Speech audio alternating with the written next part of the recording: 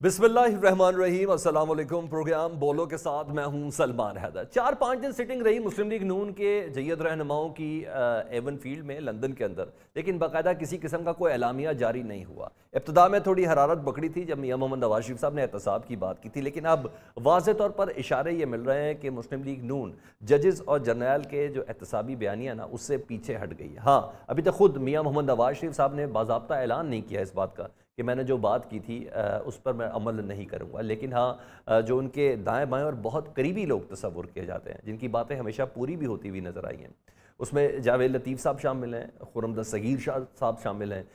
खुर्रम दस्तगीर साहब ने कहा कि बयानिया तो अभी कुछ बनाया ही नहीं, बयानिया का तो ऐलान नवाज शरीफ साहब 21 अक्टूबर को करेंगे, जब मीनार पाकिस्तान में फ़कीदुल मिसाल इस्तकबाल के बाद जलसे से खिताब करेंगे, उस वक्त अपने आइंदा का लाएअमल मियां मोहम्मद नवाज शरीफ साहब पेश करेंगे। जावेद लतीफ़ साहब जो मुसलसल हम देखते हैं कि पूरी मुस्लिम लीग नून की लाइन एक तरफ और जावेद लतीफ़ साहब के मुतालिक कहा जाता था कि वो बहुत मियां मोहम्मद नवाज शरीफ साहब की लाइन को टो करते हैं। आज उन्होंने भी एक अदद प्रेस कॉन्फ्रेंस की और उस प्रेस कॉन्फ्रेंस में उन्होंने ये बताया कि अगर इदारे नहीं चाहते कि पाकिस्तान में कोई एहतसाब हो, स्पेशली 2017 के हवाले से, तो हम अब उस एहतसाब से पीछे हट जाते हैं, लेकिन कम से कम इतना ज़रूर कर लें कि 9 मई के जो ज़िम्मेदार थे उनको ज़रूर सज़ा दी जाए।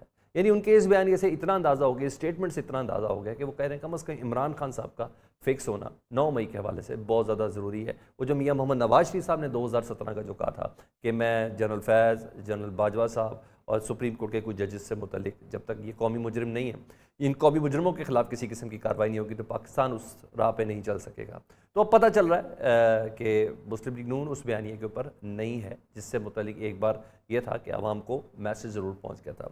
दूसरी तरफ अब जब हम ये देख रहे हैं कि पीपल्स पार्टी भी कुछ देर के लिए ऐसा लगा कि वो थोड़ी सी मज़ामती सियासत करने के मूड पर है, लेकिन जब उन्होंने एक बार लेवल प्लेइंग फील्ड की बात की तो ऐसा लगा कि शायद वो इस्टेब्लिशमेंट से कह रहे हैं, लेकिन जब समझ आ गई तो ये कहा गया कि नहीं, हम तो मुस्लिम लीग नून से लेवल प्लेइंग फील्ड मांग रहे हैं। इस तमाम सूरत हाल में ना पाकिस्तान की आवाम कुछ चाहिए, वो महंगाई की चक्की में पीस रही है, उसको रिलीफ चाहिए। क्या उसको रिलीफ मिल पाएगा? और ये रिलीफ का अगर कोई सर्टन कोई इंजेक्शन है तो क्या उसे कोई देने में कामयाब होगा? क्योंकि हमेशा की तरह इस बार फिर पाकिस्तान नाजुक सूरत हाल से गुजर रहा है। ये तमाम सवालात लेने के लिए हमारे साथ मौजूद हैं मुज़म्मिल सहरवर्दी, सीनियर तज़कियाकार हैं। उनसे पूछेंगे जी इस वक्त बयानिए में कौन तगड़ा जा रहा है, और नवीद कमर साहब पाकिस्तान पीपल्स पार्टी के सीनियर रहनुमा, और हमारे साथ होंगे डॉक्टर खाकान नजीब, माहिर मईशत, कि किसका दावा किस हद तक वज़नी है कि मईशत को वो लीड भी कर लेगा और पाकिस्तान की आवाम के ज़ख्मों पर मरहम भी रख लेगा। अच्छा मुज़म्मिल सहरवर्दी साहब, मेरा आपसे सवाल यह है कि जर्नल और जजेस एहतसाबी जो बयानिया है मुस्लिम लीग नून उससे वाज़ेह तौर पर पीछे हटती हुई नजर आ रही है, और इशारे नहीं है, बाकायदा तौर पर बताया भी जा रहा है। जैसे आज खुर्रम दस्तगीर साहब ने यह कहा कि बयानिया तो 21 अक्टूबर को मियां मोहम्मद नवाज शरीफ जब मीनार पाकिस्तान में जलसे से खिताब करेंगे उस वक्त बताएंगे अपनी फर्दर स्ट्रेटजी। जावेद लतीफ़ साहब कह रहे हैं कि अगर इदारों को एहतसाब नहीं चाहिए तो वो रहने देते हैं, यानी वो ये भी बता रहे हैं कि हमें इदारों ने मैसेज पास कर दिया है कि जो आप कह रहे थे वो मजाक ही था। देखिए, मैं समझता हूँ कि एक सियासी जमात और एक सियासी रहनुमा का काम है अवामी राय अम्मा हमवार करना। उसके हाथ में कोई बंदूक या डंडा तो नहीं होता अपनी बात मनवाने के लिए या अपनी बात पर अमल करवाने के लिए। वो अपनी बात अवाम की अदालत में रखता है, लोगों के सामने रखता है, और अगर लोग उसकी बात को कबूल कर लें और उस बात को अवामी तायद हासिल हो जाए तो वो बात एक ताकतवर बात बन जाती है। नवाज शरीफ ने जजेस और जर्नैलों के एहतसाब की बात अवाम की अदालत में अवाम के सामने रख दी है। मैं और आप उस पर बात कर रहे हैं। नवाज शरीफ ने अभी तक अपना बयान वापस नहीं लिया है। उन्होंने उस बयान की कोई वजाहत जारी नहीं की है।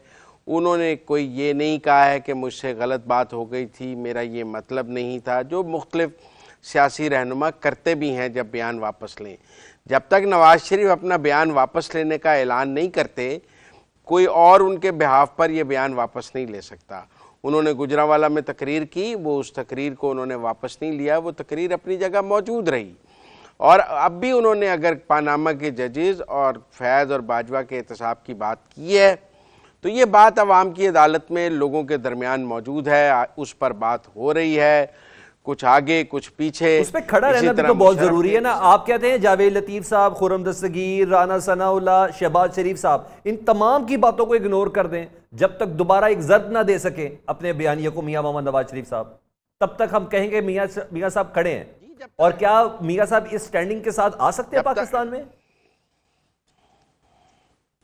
देखिए, ये नवाज शरीफ पे अगर दबाव है तो वो अपना बयान वापस ले लेगा। अगर वो अपने बयान पर कायम रहता है और कोई वजाहत जारी नहीं करता और पाकिस्तान आ जाता है, तो फिर देखेंगे मीनारे पाकिस्तान पे वो क्या बात करते हैं। वो कोई इमरान खान तो नहीं है जो रोज़ रात को वीलॉग करना शुरू हो जाएं और मैं और आप उसके वीलॉग। वो तो ज़रूरत के वक्त बात करते हैं। मैंने उनकी सियासत को जो स्टडी किया है, वो तो जब बतौर प्राइम मिनिस्टर भी रोज़ बात नहीं करते थे, बतौर चीफ मिनिस्टर भी रोज़ बात नहीं करते थे। वो अपनी सियासी ज़रूरत के तहत बात करते हैं। सियासी ज़रूरत के तहत उनकी अगली बात का इंतज़ार करें। अगर उन्होंने कहा कि मुझसे पहले गलती हो गई थी, मैं उससे विड्रॉ करता हूं, तो मैं ज़रूर मान लूँगा। लेकिन अगर वो ये आकर कह दें कि हम उस पर कायम है मौक़िफ़ पर, तो फिर मैं और आप क्या बात करेंगे। Late Nawaz Sharif speak first, बाकी बातें बाद में होंगी। अच्छा, बींगा तजियाकार इस पर ज़रा रोशनी डाल दें। इखलाकी कदर कितनी होगी इस बयानिए की कि 2017 का जिम्मेदार ठहराया जा रहा है जनरल बाजवा साहब को और 2020 में उनको एक्सटेंशन दी जा रही है। वही नवाज शरीफ साहब हुक्मन कह रहे हैं, बता रहे हैं कि जाओ जाके वोट देना है। तो आप समझते हैं कोई इखलाकी कदर थोड़ी कमज़ोर होगी? क्योंकि इस चीज़ को तमाम मुस्लिम लीग नून के रहनुमा कहते हैं हम कम से कम इस कदम को जस्टिफाई नहीं कर सकते। अपना अपना देखने का अंदाज है। मैं तो ये समझता हूँ कि पुलिस की हिरासत में लिया हुआ बयान जो है उसकी अदालत में कोई अहमियत नहीं होती। और जब आर्मी चीफ अपनी पूरी ताकत में होता है और उसने आपको पकड़ के पाबंदे सलासल किया हो, आधी पार्टी अंदर हो, मुकदमात की भरमार हो, गन पॉइंट पे अगर कोई वोट लिया गया है, तो कौम को ये देखना होगा कि मेरा मतलब है। वैसे तो फिर पीसीओ के तहत 2020 में नवाज शरीफ साहब लंदन में थे, पार्टी तो यहाँ थी, बेटी तो यहाँ थी, शहबाज शरीफ तो जेल में थे, शाहिद खाकान जेल में थे, ख्वाजा आसिफ परेशान थे, एहसन इकबाल को पकड़ा हुआ था, राना सनाउल्लाह पे 15 किलो हीरोइन थी, क्या नहीं हुआ था। तो ये बेनिफिट ऑफ डाउट आज इमरान खान साहब को दे सकते हैं? यही बेनिफिट ऑफ डाउट कि लोग अंदर हो, पाबंदे सलासल हो, मुकदमे हो, फैमिली के ऊपर पर्चे हो, ये सब उनके लिए भी कहा जा सकता है। तो ये बिल्कुल कहा जा सकता है, क्यों नहीं कहा जा सकता। आज़ाद सियासत और कैद सियासत में फ़र्क है। सियासत वही जो आज़ादाना तरीके से की जाए। जब आप किसी को पाबंदे सलासल रख के उससे कोई काम लें, तो मेरे ख्याल है लोगों को समझ होनी चाहिए कि लीडर के जो है इस वक्त किसके कब्जे में है। अच्छा, एक और चीज़ बता दें, आप हमारे निगरान वज़ीर आज़म अभी अमेरिका में भी एक इंटरव्यू दे के आए, फिर एक लंदन में भी इंटरव्यू दिया, TRT को बेसिकली उन्होंने इंटरव्यू दिया था। उन इंटरव्यूज़ को देखते हुए जिसमें ये उन्होंने कहा कि अगर इमरान खान साहब के बगैर भी हो और एक जगह पे कहा अगर बल्ला ना भी हो तो तब भी free and fair election consider किए जाएंगे। तो आप समझते हैं कि इमरान खान साहब के बगैर या बल्ले के निशान के बगैर पाकिस्तान के अंदर जो इंतखाबात होंगे, अगर तसव्वुर कर लिया जाए तो वो फ्री एंड फेयर कंसीडर होंगे, लोग उसको एक्सेप्ट भी कर लेंगे? देखिए, इंतखाबात कानून और आइन के मुताबिक होने चाहिए। अगर नवाज शरीफ नाअहल हो गया था तो फिर उसके सेनेटर से शेर का निशान छीन लिया गया था, फिर उन्हें अपनी पार्टी छोड़नी पड़ी और शहबाज शरीफ को सदर बनाना पड़ा क्योंकि शेर का निशान कायम रखना था। बेनज़ीर भुट्टो नाअहल हुई, उनको उनकी पार्टी नहीं लड़ सकती थी, उन्होंने पीपल्स पार्टी पार्लियामेंटेरियन बनाई, मखदूम अमीन फ़हीम को सदर बनाया, उसके ज़रिए फिर आगे पार्लिमानी सियासत की। अगर इमरान खान साहब नाअहल हो गए हैं या हो जाएंगे तो उन्हें अपनी पार्टी का नया चेयरमैन लाना होगा। ये पाकिस्तान का कानून है, दो बड़ी सियासी जमातें इसमें से गुजरी हैं, उन्होंने ऐसे ही इंतखाब में हिस्सा लिया है, अपनी क़यादत के बगैर भी लिया है। अगर इमरान खान साहब बज़िद रहेंगे कि मैं ही चेयरमैन हूँगा तो फिर बल्ले का निशान नहीं होगा। जैसे नवाज शरीफ साहब बज़िद थे कि मैं रहूँगा, तो फिर उनके सेनेटर से शेर का निशान छीन लिया गया था। अदालत ने कहा था कि कन्विक्टेड आदमी जो है वो पार्टी का हेड नहीं हो सकता। लिहाजा अगर बल्ले का निशान रखना है तो PTI को अपने नए इंट्रा पार्टी इलेक्शन कराने होंगे, नया चेयरमैन लाना होगा। अगर वो नहीं लाएंगे तो फिर ना इमरान खान होंगे ना बल्ले का निशान होगा। अच्छा, आपको क्यों लगता है, आपको लगता है ये बात कि निगरान सेटअप जो है मियां मोहम्मद नवाज शरीफ साहब को थोड़ी आंखें दिखा रहा है? अभी हमने वजीर दाखिला का 2 दिन पहले का बयान सुना, फिर खैर उन्होंने उसकी तरदीद भी कर दी। आपको ऐसा लगता है कि कहीं ना कहीं से उनको भी थोड़ा मोल्ड करने की कोशिश की जा रही है? नहीं, मैं समझता हूँ कि निगरान वजीर दाखिला को वजाहत नहीं जारी करनी चाहिए थी। उन्होंने एक कानूनी पोजीशन बयान की थी कि अगर बेल नहीं होगी तो गिरफ्तार कर लेंगे, अगर बेल होगी तो गिरफ्तार नहीं करेंगे। और गिरफ्तारी, एयरपोर्ट पे गिरफ्तारी बहुत आसान काम है, वहाँ कुछ ज़्यादा फोर्स भेजनी नहीं पड़ती, आप जहाज़ के अंदर से ही गिरफ्तार कर लेते हैं।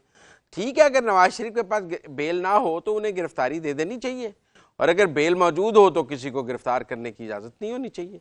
मेरे ख्याल में वो, चूँकि मुस्लिम लीग नून वालों ने उसको एक सियासी इशू बना लिया और बुख्ती साहब जो है उन्होंने सियासी तौर पर भागने का फैसला किया, वरना मेरे नज़दीक तो उस बयान में कोई ऐसी बात नहीं थी जिस पर इतना शोर मचाया जाए। जैसे काकड़ साहब के बयान में कोई ऐसी बात नहीं है, अगर लॉ ऑफ द लैंड किसी चीज बंदे को इजाज़त नहीं देता तो काकड़ इजाज़त दे सकते हैं कि ये ज़रूर लड़ ले इलेक्शन, क्योंकि इसके बगैर शफाफ नहीं है। अगर पाकिस्तान का आइन और कानून किसी को रोक रहा है कि वो नाअहल हो गया है, अदालतों ने नाअहल किया है, तो निगरान वज़ीर आज़म क्या कर ले?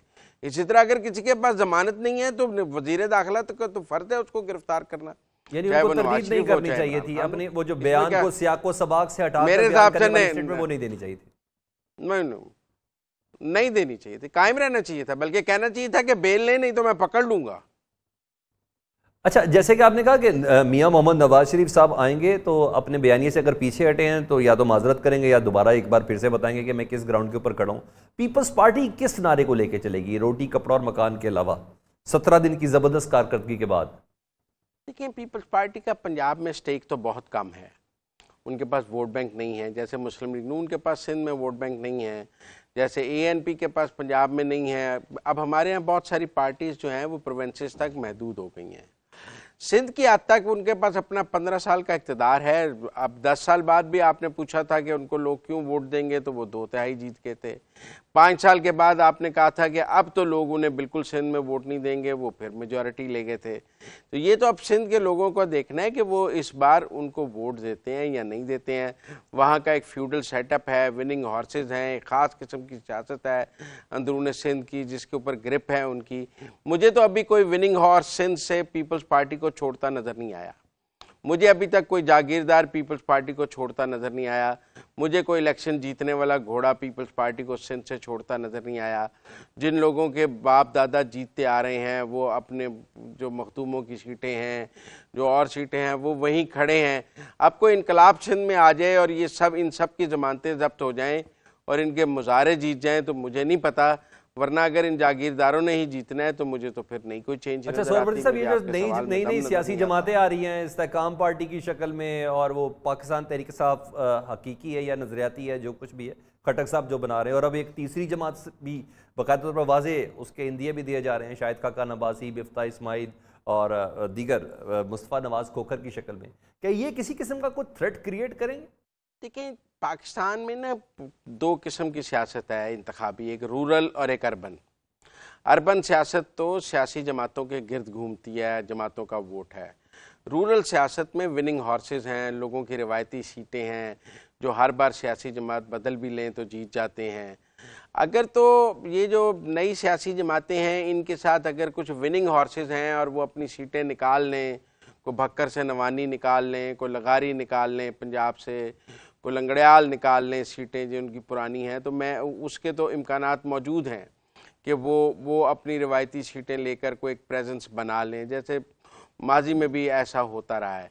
लेकिन मुझे इनकी अर्बन सियासत को, और मिफ्ता और शाहिद खाकान ने तो बहुत ट्रेन लेट कर दी है, it's too late for them. लोग अब उनके साथ शामिल नहीं होंगे।